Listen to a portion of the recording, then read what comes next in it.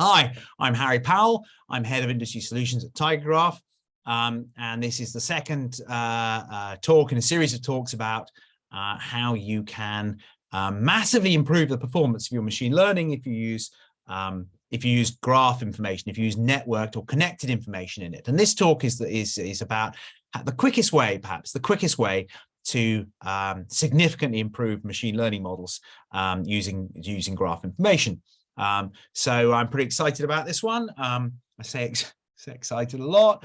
It doesn't seem to be a very British thing to do, but I am excited. So please, I look forward to you joining me and me telling you about this. Okay. So last time we talked about how using relationships in your data is super important because it constitutes a really large proportion of the value and informational value of your data. And if you don't use it, you're sort of throwing it away. Why would you do that? And also about how we're seeing massive improvements in accuracy and value of machine learning by using graph machine learning, right? So this is real life, right? This isn't the laboratory. And this time particularly, we're going to talk about getting this quick win. What's the first quick win we're going to get through using graph? And it's by augmenting your existing machine learning with graph features. So that's taking those graph features and somehow putting them into your existing machine learning. Okay, so that's really where we start off, right? This is the key question. If I've got connections in my data and I've kind of got some kind of arbitrary structure of how everything fits together, maybe all the customers of my business and where they live and who they know, or maybe it's all the parts in a motor car, right? How they all fit together. How do I get that connectedness of my data into my machine learning? Because my machine learning has to somehow, right now, it has to be in that kind of square, rectangular, tabular format, right? And we know that the connections are not like that. So how do I take those connections somehow, probably using a graph database, and find a way of bottling them, right? So that they can actually be used, because it's not kind of obvious exactly how you would get that information into a machine learning feature set, which is nearly always in some kind of table. It's our challenge, right? That's what we're going to talk about. So the first question is, well, why can't you put connected information directly into machine learning, right? It's a good question. It's an important, starting point to think about. I wanted to think about the underlying assumption of machine learning and statistics, one of the key underlying assumptions of machine learning and statistics, which sort of prevents you from directly using connections, right? So the underlying assumption of machine learning is that every record that you feed in is like an independent record, right?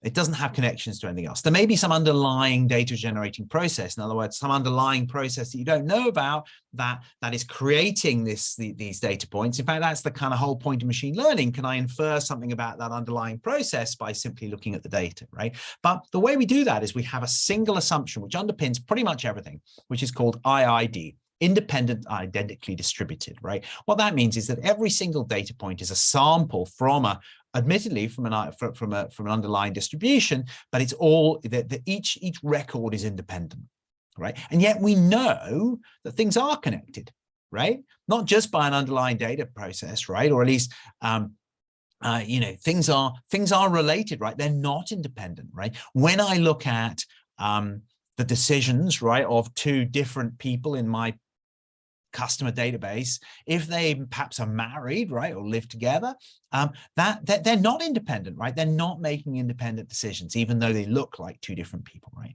We cannot think of these. We cannot think of connected information in exactly the same way as we can think of the tabular data that we put into a machine learning model, right? We need to think of it somehow differently. So, but I'm saying, well, a good start on this might be, how can I find the graphiness of the information and somehow put it in a tabular format so that our conventional machine learning models can work, right? And we don't have to change too much. right? At least initially, right? How can we capture that graphiness? We've talked about bottling graphiness, capturing graphiness. The picture I've used here is one of a projection, right? Can we, and that's a still a statistical term, can we project the connectedness of the information, right? How one thing is connected to another. In some sense, can we project that into a table so that the table can then effectively augment the existing machine learning features we're using and improve the model like that, right? And so that's what this picture is.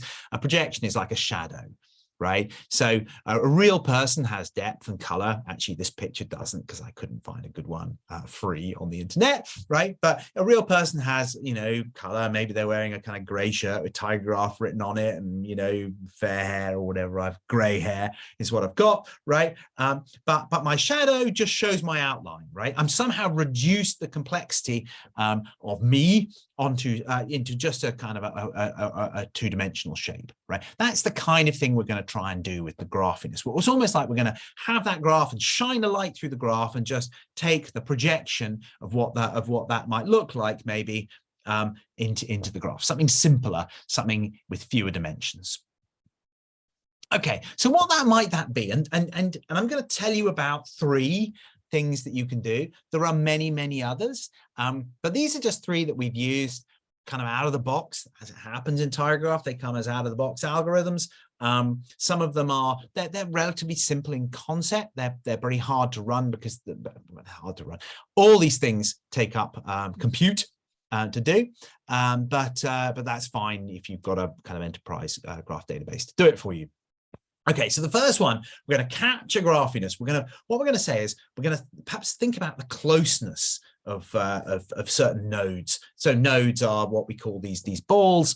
They're records, right? How closely are they related one to another? And you can see here, my diagram has lines or arrows telling me how one thing is related to another. So question. How closely is the red ball related to the green balls? Maybe the green balls are people we know something about, fraudsters or influencers, or how closely are they related? This is one way of saying, well, in the graph, right, how connected are things, right? And there's this algorithm called shortest path. You know, as I say, the intuition is that a record that's only a few hops away from a significant record is more likely to be significant itself. And that's what this shortest path algorithm does. So it takes the whole complexity of the graph and it just says, well, what's the closest significant node, right? In this case, 2, I guess. We'd project the whole of that for that single node, for that single record. We would be projecting it down onto a single number, 2. 2 is the closeness of that node to some significant green node, right? That's the closest, right? Okay. Turns out to be pretty useful, particularly in fraud. How closely are you related or connected to a fraudster? Tells you quite a lot, right? Here's another thing, right? So you can think of these networks of connections as information flowing around or connectedness. Maybe these are transactions in a bank or just relationships, right? Who is at the center of a large number of connections, maybe a large number of transactions, or somebody who knows who everyone seems to know, right? There's this measure called centrality, right? And one of the great measures of centrality is PageRank.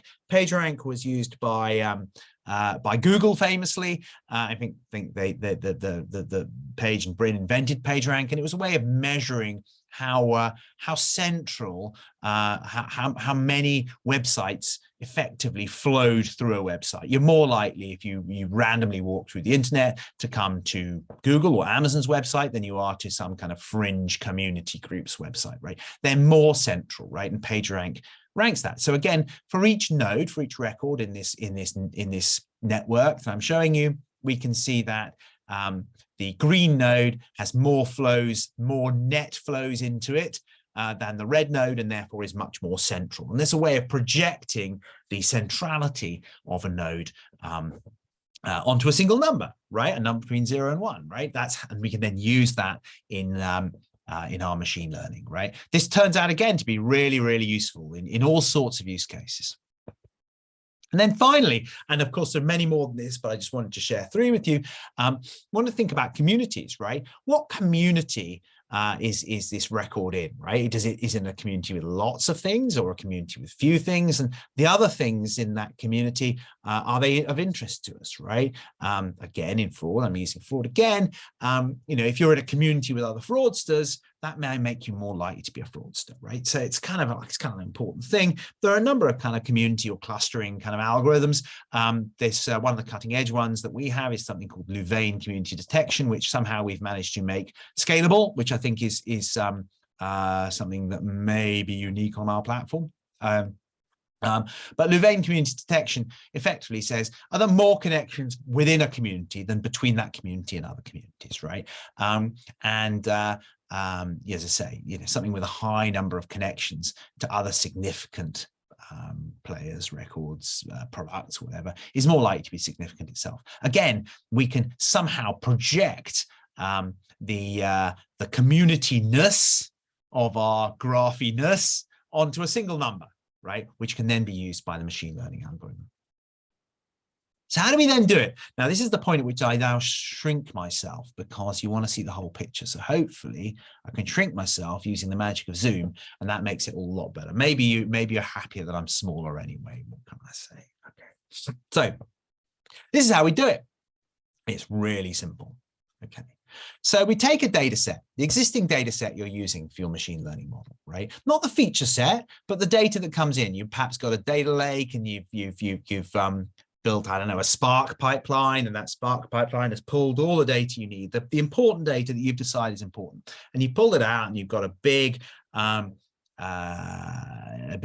if it's in Spark, right? Whatever it is, you've got this kind of long list of information, right? Key value store or whatever it is.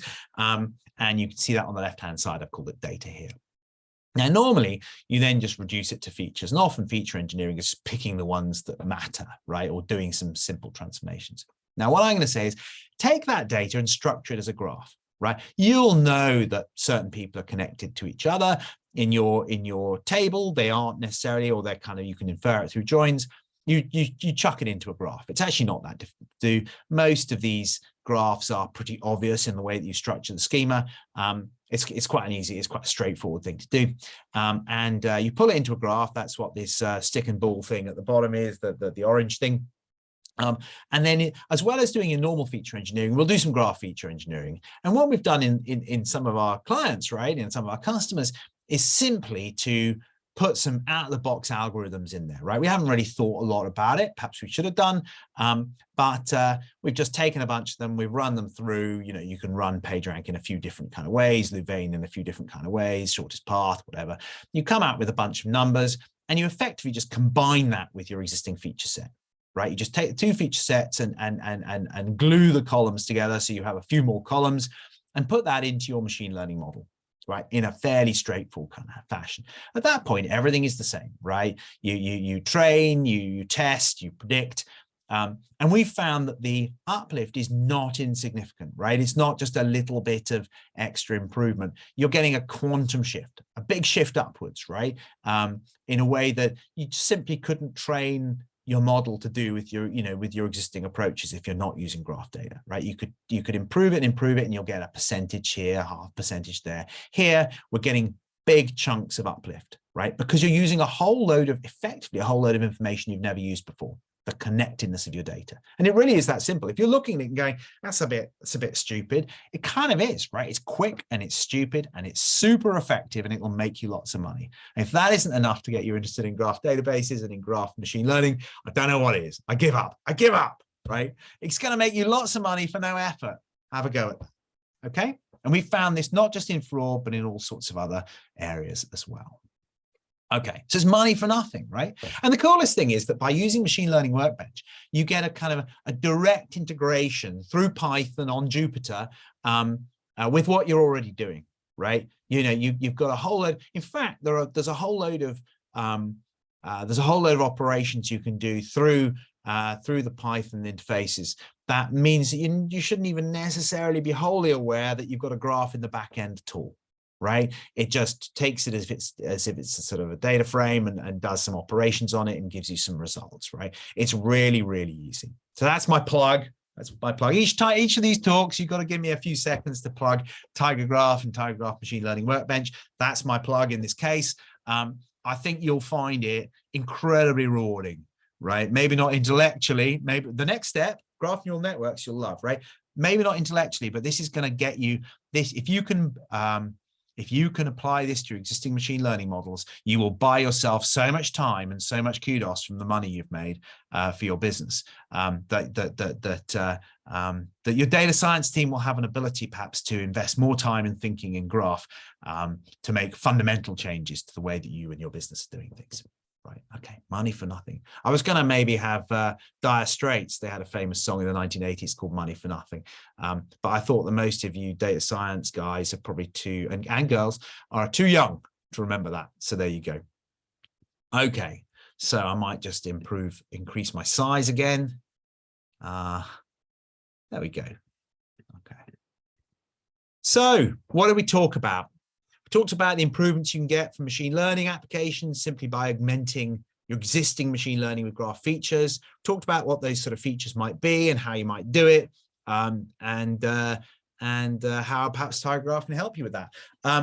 Next time, we're going to talk about how you can get even better results using graph neural networks, right? This is the cutting edge thing. This is what your Amazons and your Googles and everyone is beginning to use, right? And there's really good reasons for that. The next talk is about this opportunity to use graph neural networks, and also about how it's not as hard as you might think. I hope that I have excited you by the opportunities in this talk for you to want to join me in the next talk. Before we go, if you'd like to get a free Tiger Graph Cloud instance, you can do that. It's 50 gigs. Because of our compaction, that's quite a lot of memory. I don't think you're going to need a whole load more than that, at least when you're playing around with this. You can do that at tigergraph.com/cloud. If you want to have a chat, please get in touch. I'd love to talk to you. I'd love to tell you more about what we're doing and what you could do.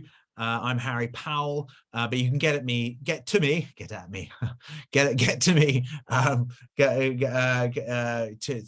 sales@tigergraph.com, and I'd love to have a chat with you. So please reach out, and please join me for the next installment.